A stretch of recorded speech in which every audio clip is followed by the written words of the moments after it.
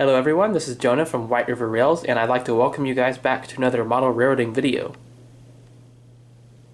This video I wanted to make just kind of a general update about all my model railroading related things I've been doing, what's changed kind of since the last actual model railroad update style video I've done. I believe quite a bit because it's been a pretty long time since I've done one. But I'm just going to kind of try to go over most of what I can and then make a bunch of in-depth videos on certain things later on. But what we've got right here is one of the, definitely a bigger thing I've done lately. This is my Fremo model railroading module. I've got it set up here in my layout room. And this is just a module that I kind of, it's more of a freelance module, but kind of based off of prototype related things. Like that, it's got an MFA building here and then a grain and tank car style industry. I'll go a little bit more in depth on this in another video. I've got a couple of my weathered engines up here. This Dash 9 I just recently weathered and faded.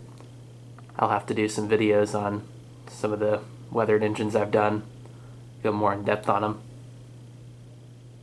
Then I've got just a bunch of new hopper cars I got to weather, mix of Intermountain, Tangent, and Athearn up here on the main.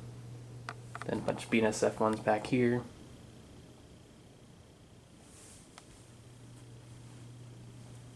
So these would be some fun cars to do different effects on. And another thing you've probably noticed is that the module is sitting where my old yard used to be for the layout, my last layout, which is quite a bit higher. I've got part of the old layout still up, which is just littered with freight cars and other random things that I pretty much don't have anywhere to put right now. I don't have very much rail car storage other than on top of the layout, so it's pretty much a mess right now.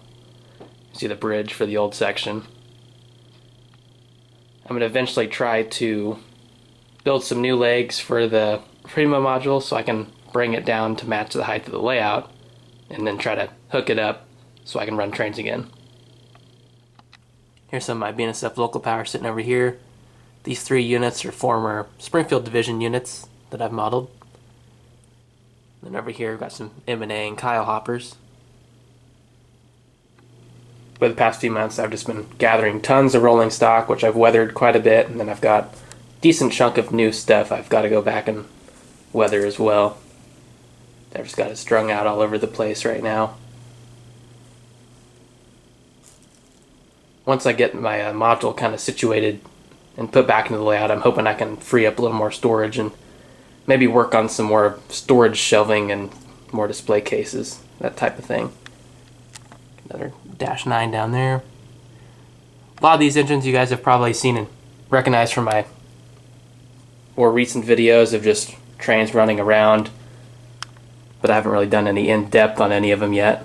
This is probably my main display shelf with a good chunk of my roster here. Got a Arkansas Missouri Ace here. This is one I'm really happy with how it came out. Pretty proud of it. Took quite a bit of work to do. Eventually I need to make another one to go with it because it looks kind of funny running by itself. And a couple of UP units. A 617 back there. And then I've got my current M&A fleet right now, which my most recent one here is this former KCS tunnel motor. It's a scale train custom build I did. And then got former BN SD40-2, other scale trains. Then the two back here are Athearn ready to roll, which this one is the SP unit I posted quite a bit of videos of from last year. And then M&A 3300 back there, which is I'm probably going to redo. I'm not real happy with how the paint came out. It's pretty rough overall, and I've had nothing but problems with that unit. So I'm going to eventually get a scale trains and just redo it. And I'd like to do that for 9362 eventually as well, if scale trains ever comes out with a SD45T-2. And then moving up, more of my BNSF fleet. This is the Athearn Genesis 2.0 Ace from my recent review. It's all weathered up and renumbered. And then if you guys remember this one, this is the one I did the weathering video on, Scale Trains Cold Gevo. And then of course we got a sticker Gevo here, it's F6179. And then I've got an older Athearn Genesis faded Gevo back there.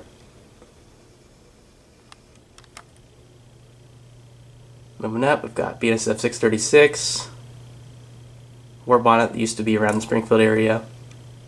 And I've got my two executive Macs here. This one's 9669 with PTC, and then 9516. This is one of the newer Athearn ones, the latest release. And I've also got another H3 one back there. And then moving up, I did a lot more work on my Athearn SC75, changed the number, did some more weathering to it. And this unit here is a remote control unit, which is also another Springfield Division local unit. And it's got full remote control beacon up top. I'll definitely have to do a video on that one later on. Then one of the Athearn BNSF repaint 75s and Triclops. Then I've got a couple more units up here. Got an Illinois Central Death Star and my SC70 ACU. And I've still got the same workbench set up over here. Been slowly adding more tools to it and paint, weathering patterns, and all sorts of that stuff. Recently got this from Menards. It's one of those disc sanders. So this was a nice little addition. I've used it a decent amount since I've gotten it. It's nice for custom building parts for locomotives.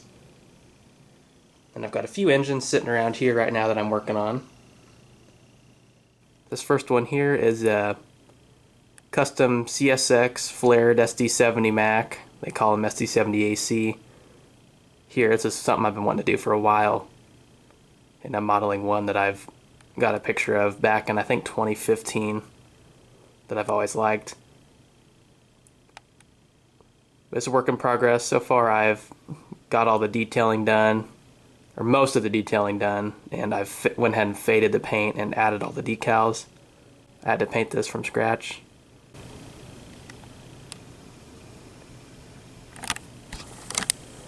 Kind of see the front.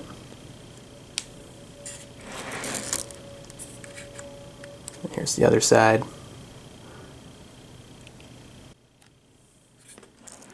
Then you can see the flared radiators. This is a unit Athearn does not currently produce right now, so I had to go ahead and custom build it myself. Which here's a couple pictures of what it looked like before I painted it. The radiator section is from Pacific Northwest Resins. It's just a casting, and then same for the other big piece on the side. Not entirely sure what it's called. But I've basically just got to finish weathering it, and then it should be about done. I went ahead and I added lights the other night, and then I'm just waiting on, probably going to wait to weather it until I get a decoder put in it, and I put the handrails back on and all that.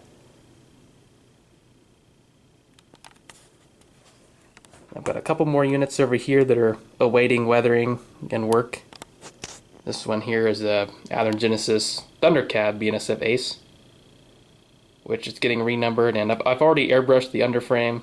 Now I just need to go back over it. I need to fade the paint and then give it the usual weathering. It'll be similar to that video I did with the Scale Trains Gevo. It'll look about like that.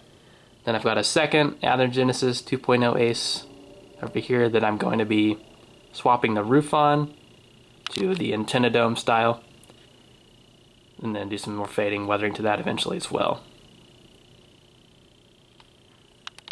And some other little things I need to work on. I've got some 3D printed, so I think it's 3D printed cars here, various different ones. So those will be pretty neat once I get those finished. And then I'm also working on another M&A engine for a friend of mine. This one will go back to him once I get it finished up. Basically just need to fade the paint, weather it, do a couple patchwork. I've already got the numbers and M&A patch installed on it. It'll also be getting ESU lock sound. That's what I install in all my engines right now. I enjoy making the custom horns and whatnot for them all. This really brings them to life. Another thing I've done is worked on some custom box labels for all my custom locomotives that I've either weathered, renumbered, rebuilt, all that kind of thing. I always thought it'd be kind of neat to have custom end labels for any time I make a custom engine. And then on them I've just got my logo for White River Custom Models. Then either it's Athearn or Scale Trains. Everything has ESU. And then I'll put kind of the general time frame that the weathering is supposed to match. Like this unit here is supposed to be weathered to kind of how it looked when I saw it in 2021. While other units like the CSX here are more 2015 appearance, that kind of thing. So the general era I like to model is anywhere between 2014 and present day. So I kind of just have a mixture of units from all across that era. And I've also switched DCC Systems. I'm currently using DigiKeys for my main command station. This is a pretty cool system. You can do a lot with it, and the nice thing about it is you can use different manufacturers' brands of throttles with it and all other kinds of things. So you can mix like Digitrax, NCE, all that stuff together rather than being only limited to one. And they also have a nice computer application you can run the command station from.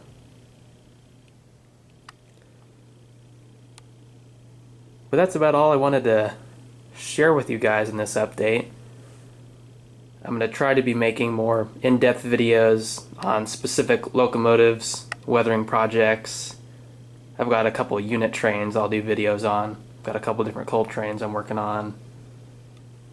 Eventually I've been kind of collecting some cars like these to make one of the run-through CSX phosphate trains that we get. So I'm probably going to slowly build that one up, but it'll be pretty cool when it's done. And I'm going to try to be making regular kind of Workbench style update videos as I get new locomotives, freight cars, and just share with you guys stuff that I've been doing. And if you guys have any suggestions on other stuff you'd want to see, just feel free to let me know in the comments. But anyways, hope you all have enjoyed, and I will see you next time.